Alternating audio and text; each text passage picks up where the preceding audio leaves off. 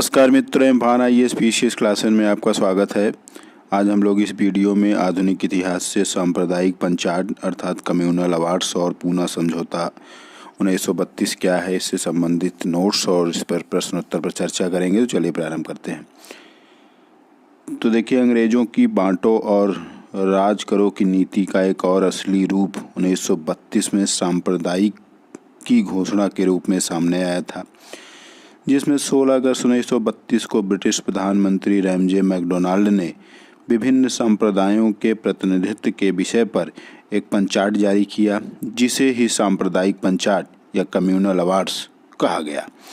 तो यहाँ पॉइंट क्या क्या इम्पोर्टेंट है उसको ध्यान देना है कि ये सांप्रदायिक पंचाट की घोषणा कब हुई, तो 16 अगस्त 1932 को। ये बहुत इम्पोर्टेंट है।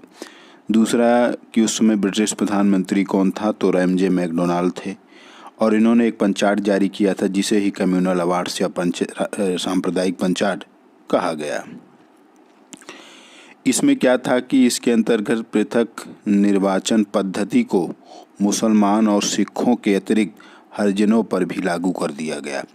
मतलब इसके पहले यह जो पृथक निर्वाचन पद्धति थी ये मुस्लिमों और सिखों के लिए पहले ही आया था, लेकिन इस बार जो पैक्ट था, ये जो आपका सांप्रदायिक पंचाट था, वो हरिजनों पर भी लागू कर दिया गया था। दलित वर्ग को पृथक निर्वाचन पद्धति की सुविधा प्रदान कर अंग्रेज इन्हें हिंदुओं से अलग करना चाहते थे, तो ये उनका मुख्य उद्देश्य था।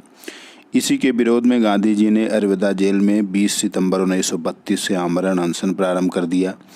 इसलिए 20 सितंबर 1932 को उपवास और प्रार्थना दिवस के रूप में मनाया जाता है।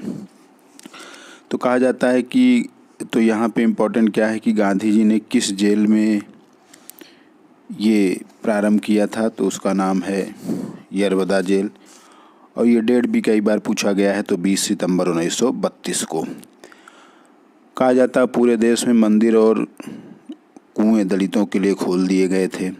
उसी समय रविन्द्रनाथ टैगोर ने जेल में गांधी जी को संदेश भेजकर कहा था कि भारत की एकता और उसकी सामाजिक अखंडता के लिए यह एक उत्कृष्ट बलिदान है। तो यहाँ पे ये इम्पोर्टेंट जेल भी कई बार पूछा गया कि किस जेल में, तो अरविंदा जेल में, क्योंकि गांधी जी की मांग थी कि दलित वर्ग के प्रतिनिधियों का चुनाव वयस्क मताधिकार के आधार पर निर्वाचन मंडल के माध्यम से होना चाहिए। और बाद में गांधी जी ने 5 दिन के बाद अर्थात 26 सितंबर 1932 को मदन मोहन मालवीय, सी राजगोपालाचारी, राजेंद्र प्रसाद और पुरुषोत्तम दास के प्रयत्नों से गांधी जी और अम्बेडकर के मध्य समझौता हुआ, जिसे पूना पैक्ट या पूना समझौता के नाम से जाना जाता है।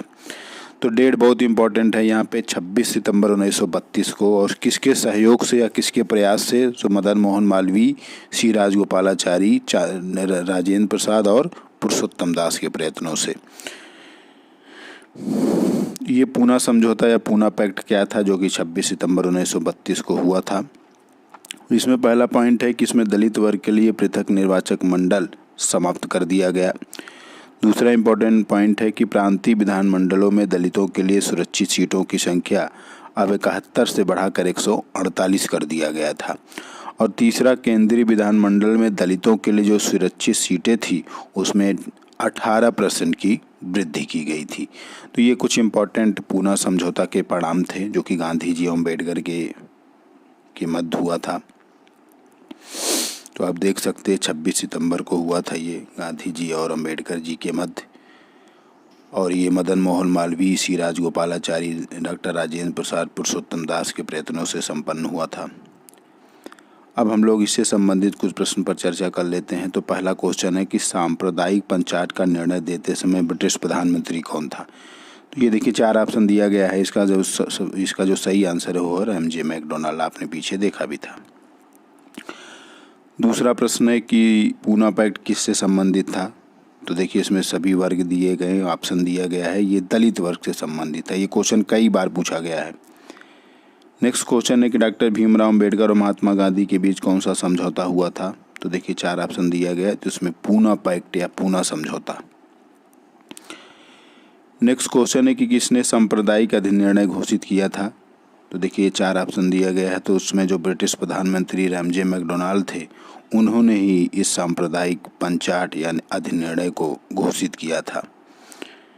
नेक्स्ट क्वेश्चन है कि 1932 में पूना पैक्ट के बाद हरिजन सेवक संघ की स्थापना हुई, जिसके अध्यक्ष थे, तो देखिए ये 4 ऑप्शन दिया गया है, इसमें इसके अध्यक्ष अमृतलाल ठक्कर थे। सही आंसर पहला वाला है। नेक्स्ट क्वेश्चन है कि मैकडोनाल्ड के सांप्रदायिक पंचाट ने किसे पृथक चुनाव क्षेत्र और आरक्षित क्षेत्र आवंटित नहीं की थी। तो आपने देखा मुस्लिमों और सिखों के लिए पहले ही था, हमने इम्पोर्टेंट पॉइंट पे उसको मार्क्स भी किया था। इस बार जो है दलितों के लिए था, मतलब बौद्धों के लिए ये नहीं था। नेक्स्ट क्वेश्चन है कि अगस्त 1932 में रैमजे मैकडोनाल्ड के सांप्रदायिक पंचायत के द्वारा पहली बार एक पृथक निर्वाचक समूह बनाया गया था। तो आपने देखा दलितों के लिए अर्थात अछूतों के लिए।